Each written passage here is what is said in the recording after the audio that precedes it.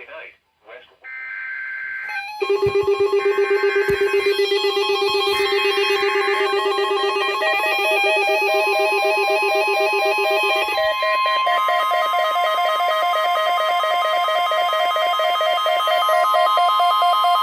The National Weather Service in San Diego has issued a required weekly test for the following areas in extreme southwestern California: Orange County, Riverside County, San Bernardino County, San Diego County, and the coastal waters from San Mateo Point to the Mexican border and out 60 nautical miles, including San Clemente Island.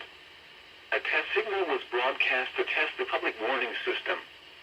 The test is normally conducted between 10 a.m. and noon each Wednesday, weather permitting. The signal was also used to test the activation and emergency readiness of the Skywire network of radio operators.